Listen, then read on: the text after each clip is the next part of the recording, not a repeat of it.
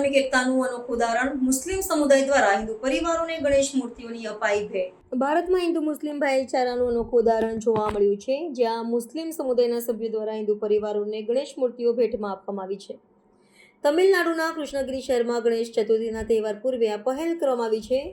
ધાર્મિક સૌહાર્દ અને સહઅસ્તિત્વને પ્રોત્સાહન આપવાના ઉદ્દેશ્યથી મુસ્લિમ સંગઠનોના પ્રતિનિધિઓએ હિન્દુઓના ઘરે ઘરે જઈને આ ભેટ આપી હતી, જેનું વ્યાપકપણે સન્માન કરવામાં આવ્યું છે। આ કાર્યક્રમમાં સ્થાનિક મુસ્લિમ આગેવાનોએ પણ સક્રિય ભાગ લીધો હતો। તેમણે જણાવ્યું કે આ પ્રયાસનો હેતુ સમાજમાં વધી રહેલા વિભાજનને ઘટાડી એકતા અને સદભાવના સ્થાપિત કરવાનો છે। તેમણે ભારપૂર્વક જણાવ્યું કે તહેવારો ફક્ત એક સમુદાય પૂરતા સીમિત નથી, પરંતુ તે સમગ્ર સમાજને એકસાથે લાવવાનું માધ્યમ છે।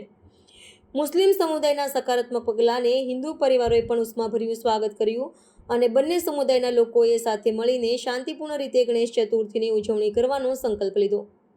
આ ઘટના દર્શાવે છે કે ધર્મ કરતાં માનવતા વધુ મહત્વની છે। કૃષ્ણગિરીની આ પહેલે રાષ્ટ્રીય સ્તરે ધ્યાન ખેંચ્યું છે અને તેવા સમયે જ્યારે ધર્મના નામે તણાવ ફેલાવવામાં આવી રહ્યો છે, ત્યારે આ ઘટના શાંતિ અને ભાઈચારાનો સંદેશ આપે છે। સમાજના તમામ વર્ગોએ આ ઉદાહરણમાંથી પ્રેરણા લેવી જોઈએ। આ પ્રયાસો માત્ર તહેવારો પૂરતા સીમિત ન રહેતા દૈનિક જીવનમાં પણ ધાર્મિક સહિષ્ણુતાનું વાતાવરણ જાળવવામાં મદદરૂપ થશે।